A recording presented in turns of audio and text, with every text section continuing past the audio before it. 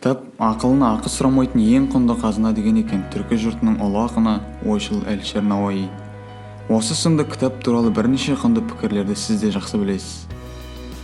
Расында, қай ғасырда да кітаптың алатын орны бөлек. Кітап кемелденуге көмектеседі. Қаншама технологиялар шығып жатыр. Бірақ бұлардың бәрі кітапты алмастыра алмасы анық. Оқыған адамның күні қашанда жарық. Біз бүгін сіздерге кітап оқудың 8 пайдасы туралы айтып көрейік.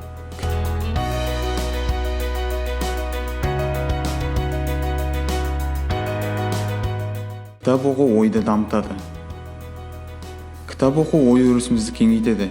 Себебі шығарманы оқу кезінде біз басты идеяны, сюжетті түсіну үшін терең ойға түсеміз. Кітап оқу күйзелістен арылтады. Қазіргі заман күйінде адамдардың басты мәселелерінің бірі күйзеліс пен мазасыздықтан құтылу. Ал кітап оқу күйзеліс деңгейін 68%-ға дейін төмендете алады.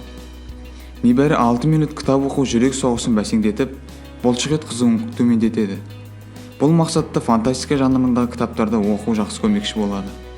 Сөздік қор көбейе түседі.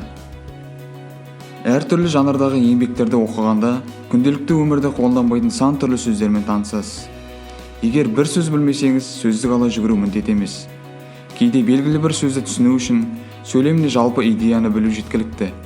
Кітаптан неғұрлым жиі оқысаңыз, тіл байлығыңыз соғұрлым дамия түседі. Кітап оқу Альцгеймер ауруының алдын алады.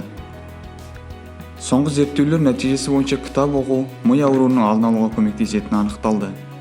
Себебі оқу кезінде миыңыздың белсенділігі арта түседі. Ал бұл оның жағдайына жақсы әсер етеді. Кітап оқу бойға сенімділік ұялатады. Белгілі бір мәселе талқысында біліктілігімізді танытсақ, өзімізді сенімді, жинақы сезінеміз. Кітап оқу шығармашылықты дамытады. Креативті адамдар бір сәтте бірнеше идея ұсынылуымен ерекшеленеді. Ал ол идеялар қалай туындайды? Әрине, оның қайнар көзі кітап. Шығарманы оқу барысында сіз жүзеге асқан идеялардың куәсі боласыз. Соның арқасында жаңа біліммен сусындайсыз.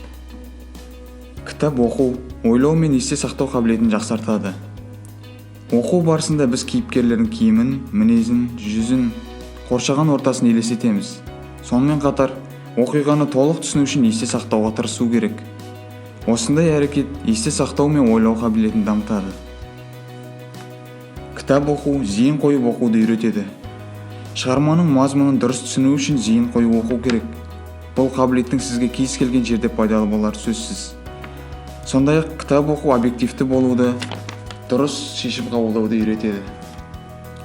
Қорытындылай келе, бала ерте жастан кітаппен дос болса, болашақта ол көзі ашық, көкірегі ояу адам болып қалыптасады. Кітап оқу миға жасалған жаттығу. Мысалы, қазақтың ұлы ақыны Абай Құнанбайұлы өз білімін өз бетімен ізденуінің, кітапты көп оқуының арқасында бірнеше тілді меңгерді. Ал Максим Горький болса, мен өз бойымдағы барлық жақсылығым үшін кітапқа борыштармын деген. Ломоносовты жас шағында оқуға шамасы келмей, әбден есейген кезде оқыған. Сол секілді кітап оқудың еш кеші жоқ.